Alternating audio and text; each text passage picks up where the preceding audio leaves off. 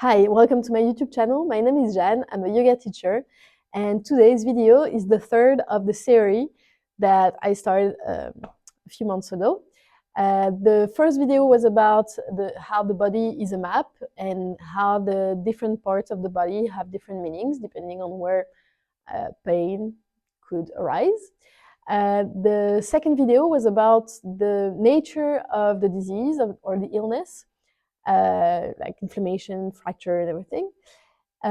Today, I would like to talk about the link between the organs and the emotions, and it's traditional Chinese medicine, so TCM, that has been studying that for over 2,000 years, and they have that knowledge, right? And we should definitely, as Westerners, learn from it. And well, some people already know, but maybe you are watching this video and you don't know. So let's discover that a bit together. It's a different way to understand the body, right? And it's a medical system, this traditional Chinese medicine, because they don't separate the body from the mind, nor the emotions from the physical health. So to them, everything is linked.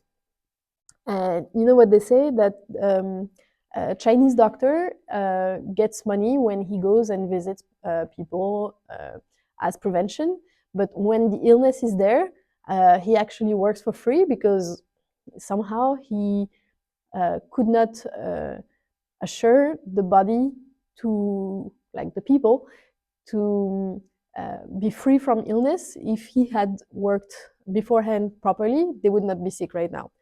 So yeah, it's a different approach to health. In traditional Chinese medicine, the body is seen as a living system of energy, movement, and balance. Organs are not just physical structures, they also have energetic and emotional functions. So yeah, it's a very holistic approach, and not just about what I talked before. Everything is really linked. It's very interesting. So emotions are considered a natural part of life, but when an emotion is too intense, repeated, or suppressed for a long time, it can disturb the balance of the corresponding organ. We're going to dig and get a bit more specific, don't worry. It doesn't mean that the emotions are causing the disease in a simple way. It means that what we live, feel, and carry over time leaves traces in the body.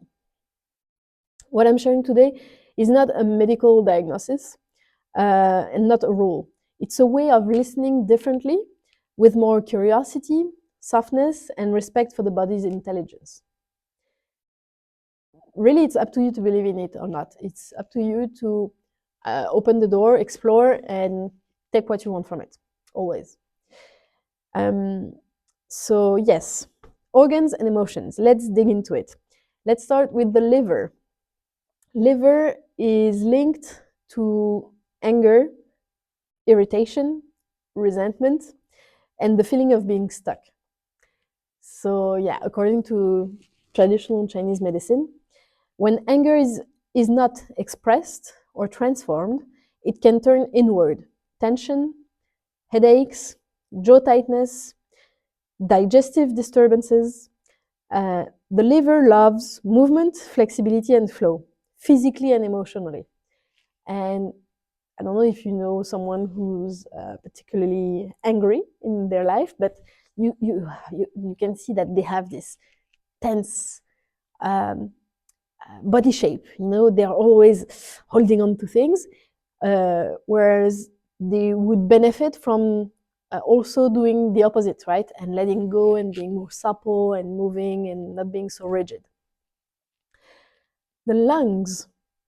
The lungs are linked to sadness and grief, and loss, even. Unprocessed grief can show up as shallow breathing, chest tightness, frequent colds, and fatigue. Of course, when you're sad and you cry, you tend to you see. So it's the lungs, right?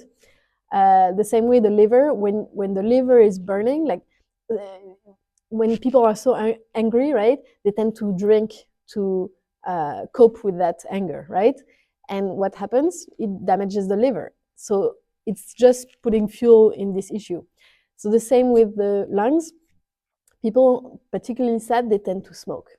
You know, they have this self mutilation to hurt themselves where it hurts, right?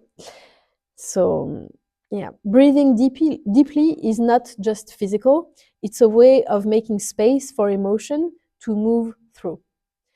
And so when you have the emotion and you process it and you have the anger and you get all red, this is not so bad because at least you're processing it. So the worst, according to traditional Chinese medicine, is actually to repress it over and over again. That's where the organs, they they take all the bad things and they stock it up, and at some point it just bursts, right?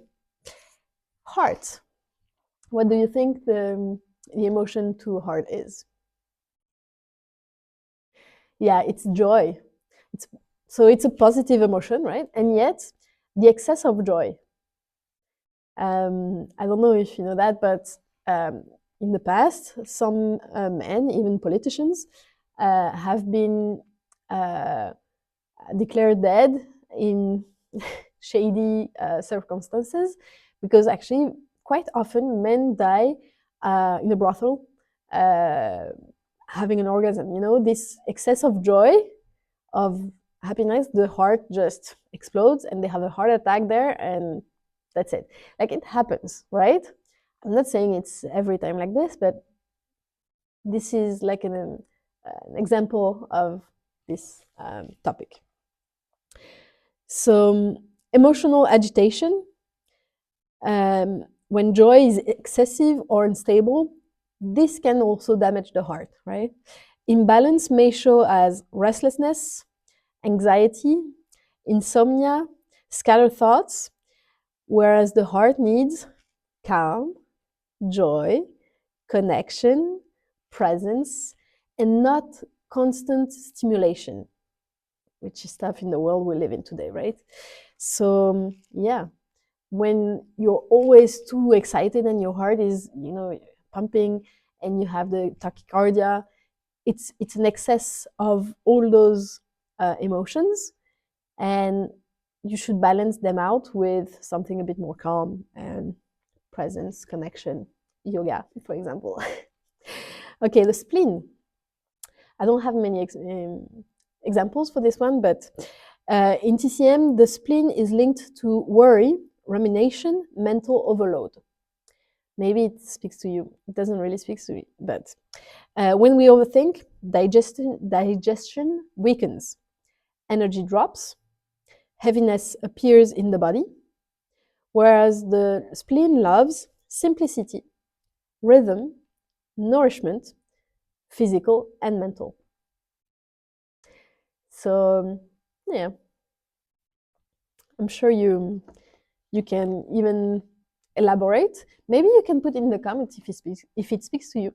I would really love to know, um, like an example. You can maybe post in anonymous. I don't know, but yeah, I'd be really curious to know if that spleen speaks to you.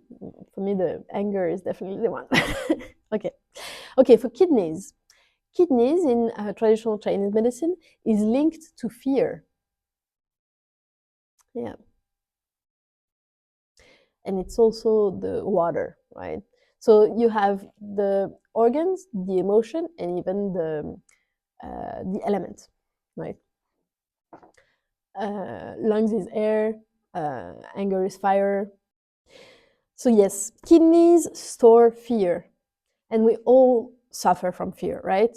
The one who lives without any fear, I mean, maybe Elon Musk, you know, or Donald Trump, I don't know, but yeah, especially long term and deep existential fear.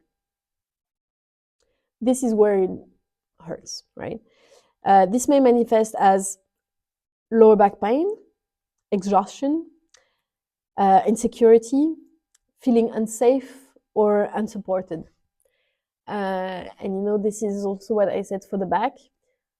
This is support, and when you have too much on your back, when it's too much for you to carry, your back breaks. It can be the kidneys, and yeah, you can't process that much. So the kidneys, what they need, and they are about rooting, stability, and trust in life. So yeah, it's about anchoring, slowing down, working with the earth. Something also very important I need to share with you and to clarify. In traditional Chinese medicine, emotions are not seen as a problem. It's not because you feel what you feel that it's a problem. It's the consequences of those feelings that are too much on your body. And when it shows on your body, then they say like, okay, now you have to figure out why the emotions, you know? The emotions in themselves are not bad. It's the excess of them. I hope that was clear. They only become imbalanced when they stay too long. Feeling anger doesn't harm the liver. Living in constant frustrations might. Feeling sadness doesn't weaken the lungs, but never allowing yourself to grieve might. Your body doesn't punish you, it remembers. So, when we understand the emotional language of the organs, we stop fighting the body and we start collaborating with it. This trilogy was an invitation to see where pain appears, to understand how it manifests, and now to recognize which emotional themes may be involved. You don't need to analyze everything. You don't need to fix yourself. Just listening with kindness always changes something. If this resonates with you, feel free to like this video, share it with someone who might need it, subscribe to my channel, or tell me in the comments which organ or emotion spoke to you today, especially the spleen one, as I said earlier. So yeah, as parting words, I would like to say your body has wisdom. Sometimes it just needs time and attention.